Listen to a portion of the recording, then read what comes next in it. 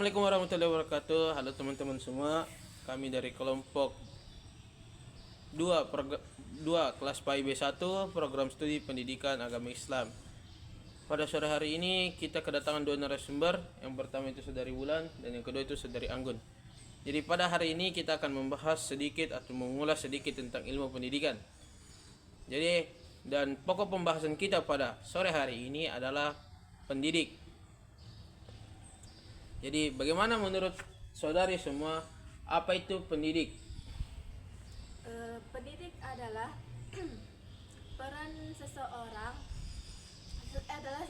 yang memiliki peran dalam proses pendidikan, baik itu sebagai guru, orang tua, atau masyarakat yang memberikan ilmu pengetahuan kepada anak-anak tersebut.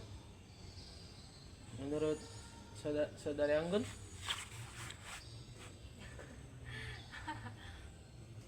Menurut saya, pendidik adalah seseorang yang bertanggung jawab, melatih, membimbing, dan memberikan teladan kepada peserta didik.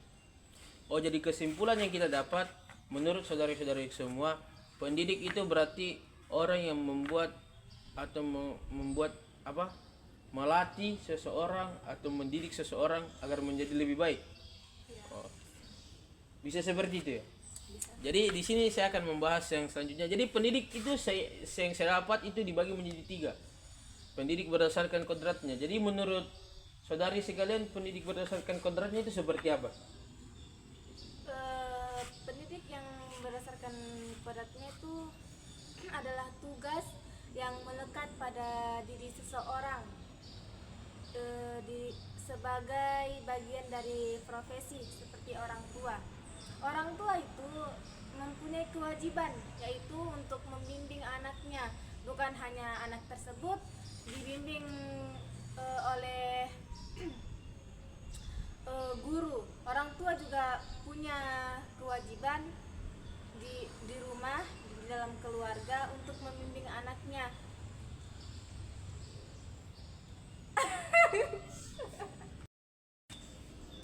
Orang tua itu mempunyai peran penting di dalam pendidikan, yaitu untuk membimbing anaknya, untuk memberi nasihat-nasihat kepada anaknya, untuk melatih, memberikan pengetahuan, bukan hanya sekedar di dalam sekolah, di dalam pendidikan, di dalam keluarga juga harus ada dalam keluarga. Orang tua itu mempunyai peran penting untuk mengajarkan anaknya, untuk memberi nasihat-nasihat, memberi motivasi, bukan hanya sekedar guru yang memberikan nasihat atau motivasi. Orang tua juga mempunyai peran penting dalam itu. Jadi menurut saudari Anggun, bagaimana pendidik berdasarkan kodratnya? Potong hidup. Jadi bagaimana menurut saudari Anggun pendidik berdasarkan kodratnya?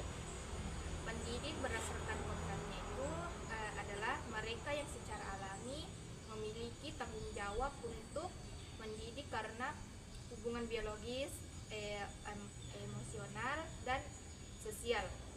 Ada 2 macam pendidik berdasarkan kodratnya itu adalah keluarga dan orang tua.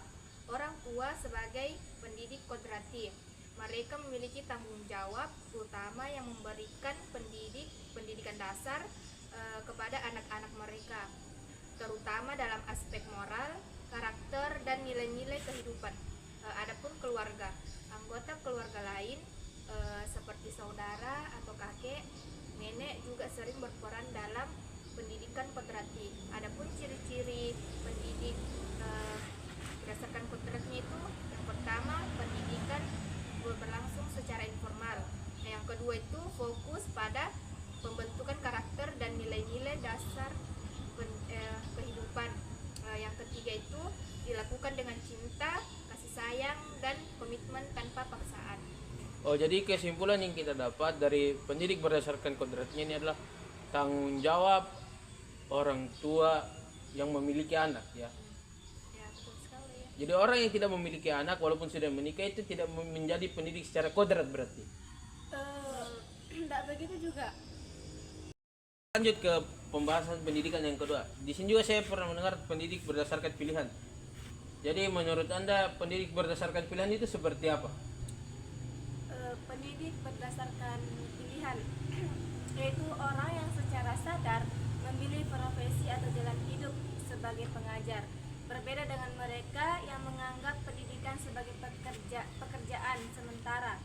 Seorang pendidik berdasarkan pilihan memiliki motivasi kuat untuk mendalami profesi ini dengan penuh dedikasi dan passion. Ada beberapa karakteristik pendidik berdasarkan pilihan, yaitu komitmen profesional. Yang kedua, motivasi intrinsik. Komitmen profesional itu pendidik yang memilih profesi biasanya memiliki komitmen untuk terus belajar dan berkembang agar dapat memberikan yang terbaik bagi peserta didik.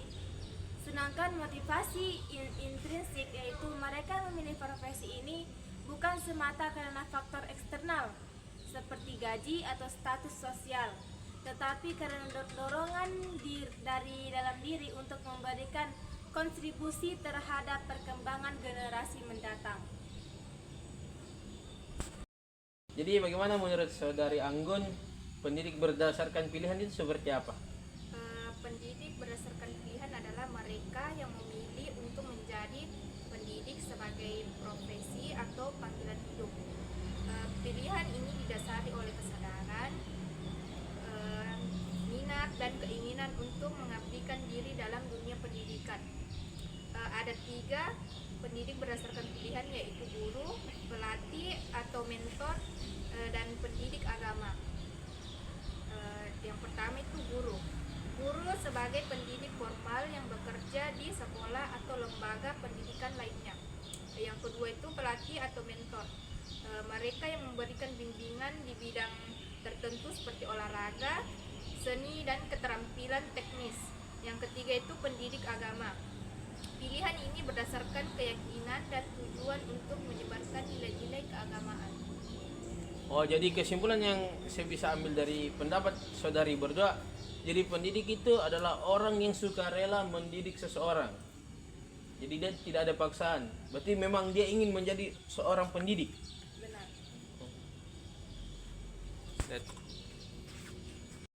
Kita masuk ke pembahasan yang terakhir pada sore hari ini. Jadi menurut Anda pendidik berdasarkan status itu seperti apa? Pendidik berdasarkan status yaitu merujuk pada posisi sosial dan profesional seorang pendidik dalam masyarakat. Status ini mencakup berbagai tingkatan, mulai dari guru di sekolah dasar, menengah hingga dosen di perguruan tinggi. Status pendidik sering dipengaruhi oleh faktor-faktor seperti pendidikan formal yang dimiliki, pengalaman, jabatan, dan kontribusi dalam dunia pendidikan. Ada beberapa jenis pendidik berdasarkan status, yaitu pendidik formal, pendidik informal.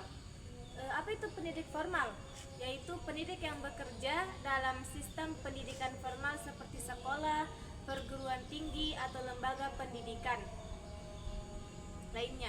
Mereka biasanya memiliki sertifikasi atau kualifikasi yang diakui secara resmi seperti guru atau dosen. Sedangkan pendidik informal yaitu pendidik dalam konteks ini mungkin bukan bagian dari sistem pendidikan formal, tetapi memiliki peran penting dalam pendidikan masyarakat seperti mentor, pembimbing di luar sekolah, atau orang tua yang mengajarkan nilai-nilai kehidupan.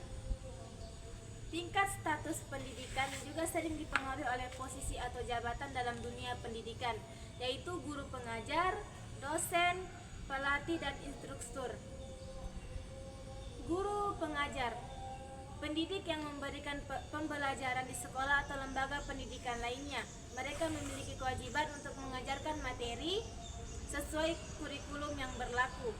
Sedangkan dosen yaitu pendidik yang mengajar di perguruan tinggi dan seringkali berperan juga dalam penelitian dan pengembangan ilmu pengetahuan.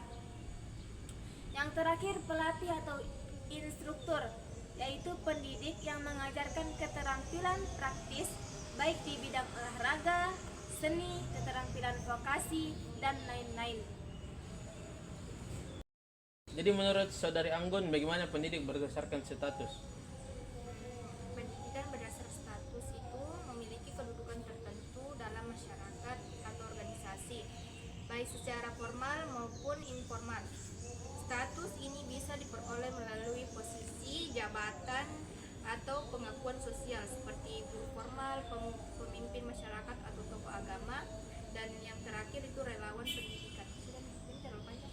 Jadi kesimpulannya dari yang saya dapat dari pertanyaan teman-teman, jawaban dari teman-teman ini, jadi pendidik secara status itu berarti pendidikan orang yang memiliki jabatan, pada singkatnya begitu.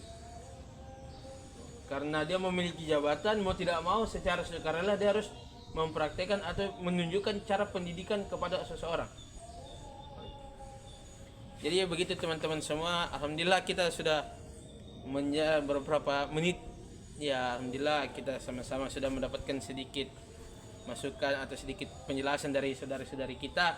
Jadi kesimpulannya di sini bahwasanya pendidik itu dibagi menjadi 3, yaitu pendidik berdasarkan kodratnya yaitu orang tua dan keluarga, pendidik berdasarkan keinginannya sendiri yaitu guru, dosen dan semacamnya. Terus pendidik berdasarkan status itu seperti tokoh masyarakat atau pemimpin dalam organisasi atau orang-orang yang memiliki jabatan yang terpandang.